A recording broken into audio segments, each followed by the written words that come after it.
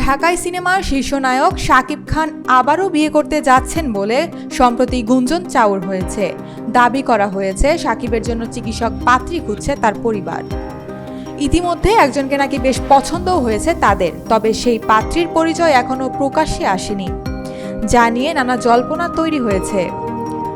যদিও ওই গুঞ্জনের নাম জড়িয়েছে চিত্রনায়িকা মিষ্টি জান্নাতের।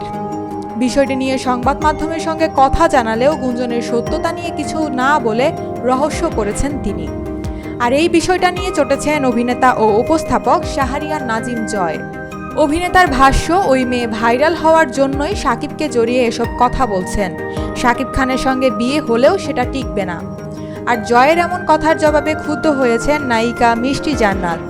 অভিনেত্রী জানান, জয় তাকে ভালোভাবেই চেনে। মিষ্টি জান্নাত অভিযোগ করে জানান, অভিনেতা ও উপস্থাপক শাহরিয়ার নাজিম জয় তাকে চুমু দেওয়ার চেষ্টা করেছিলেন, আর সেসবের ভিডিও চিত্রও আছে তার কাছে। এবারে বিষয়টি নিয়ে মুখ খুললেন জয়। দেশের একটি গণমাধ্যমকে জয় বলেছেন, বিষয়টি হাস্যকর, আমার বলার মতো কোনো বিষয় এটা না। এ বিষয়ে তাকে হটলাইন করারও কিছু নাই। এটি ওনার নিজেকে ভাইরাল করার চেষ্টা।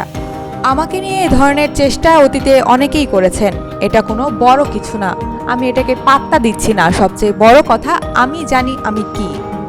নিজের কাজের কথা উল্লেখ করে এই উপস্থাপক ও অভিনেতা বলেন, আমি দীর্ঘ সময় ধরে আমার পেশায় আমি পরীক্ষিত মানুষ। আমার বন্ধু, আমার কলিগ, আমার পরিবারের কাছে আমি পরীক্ষিত।